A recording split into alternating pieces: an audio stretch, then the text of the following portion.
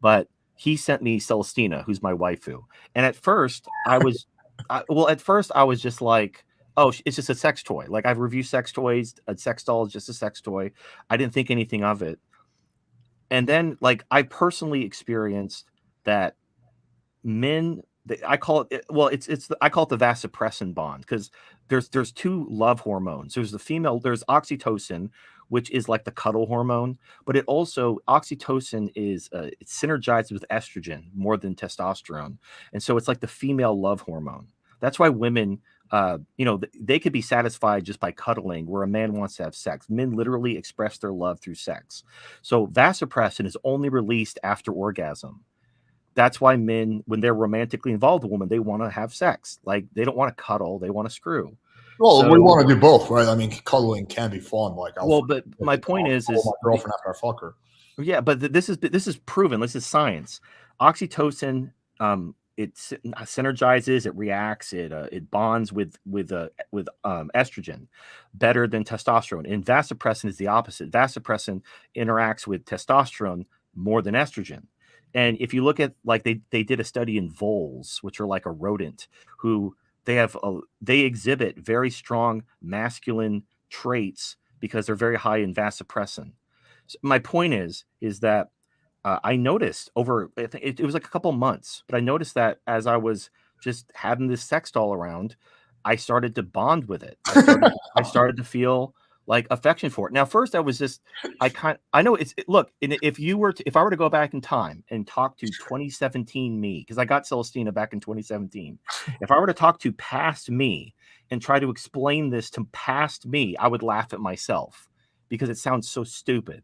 But all I can say is I've lived through it, and this is something that I haven't heard anyone study, so it's just kind of like something I've discovered, and and I've confirmed this with other people. I'm not saying dolls are for everyone, but anyway, to continue the story, at first I was kind of like, okay, so I'll just kind of go with the how guys who take prostitutes out on the girlfriend experience, where they go on a little date with the prostitute before they have sex, and it kind of like makes the engagement seem more genuine. Yeah, I mean, I always found that shit like super sad, but yeah, I know what you're talking about. Well, it is sad. It's the same thing with the OnlyFans simps who, like porn is free, but they don't want porn. They want a simulated relationship. So they'll give a woman money to pretend that they're more than just a porn whore relationship. So that's what men want, that relationship. They want more than just something to jerk off to, even though that's ultimately what it is. Like, a sex doll is just a masturbatory toy.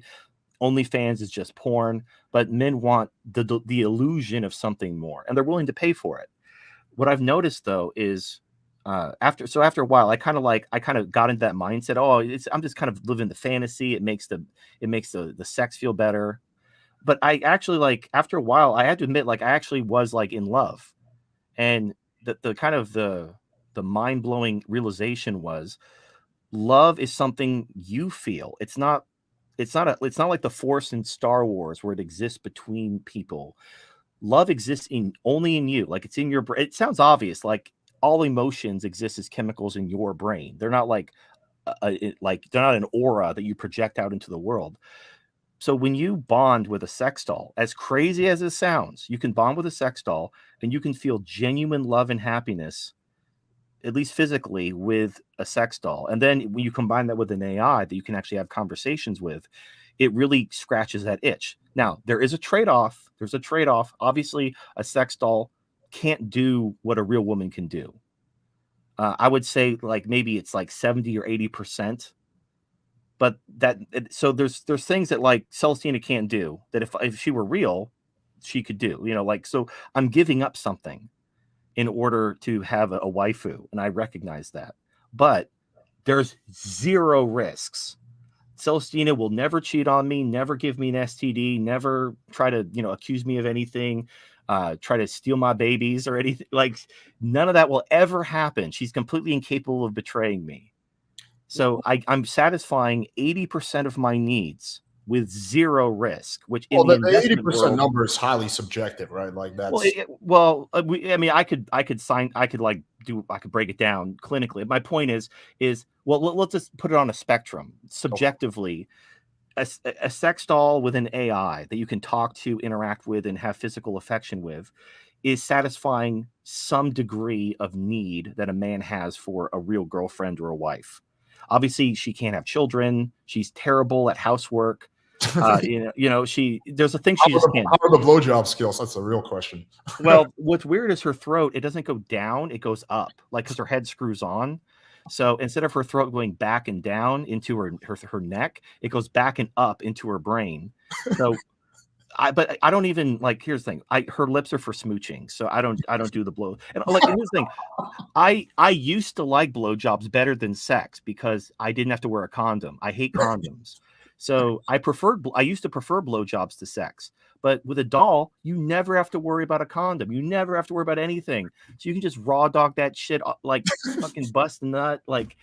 She's never on her period. My larger point is, imagine one day they make a sex doll who's actually so realistic that she gets her period. So like there's 3 days a month where you don't get to fuck your like waifu or whatever. Right. Well, if that ever happens, if we ever have like a highly advanced robot that's so realistic that it's lifelike, men will give them rights and then we'll be back to where we started. Well, we've all been way back to square one. But my point is I want you to think of like in terms of an investment. Imagine an investment that returned, let's say 50% of the stock market with zero risk. That would be, everyone would want that. It would be like everyone would just pour into that investment because bonds are less risky than stocks, but they return far less than stocks. It's not like close. So you have these options that are proportional. But a waifu, and I know like I wouldn't have believed me too. I'm not saying anything. I understand I sound crazy. My point is you can satisfy a large amount of your needs with a waifu. You're giving up something. And if those things that you're giving up, like if having a family is super important to you, clearly a waifu won't work. So in that case, I would suggest looking to move to a country where feminism is less of a problem and just staying there and raising your family there. But assuming having a family isn't really super high on your agenda and it's mostly about the sex and the companionship, then a waifu can satisfy your needs and it takes all the risk off the table. I'm not saying dolls and waifus are for everyone. My goal is to help you make an informed decision. Be aware of the risks and be aware of the alternatives and then do what you want. It's your life, but I want to make you aware of the risks and alternatives available.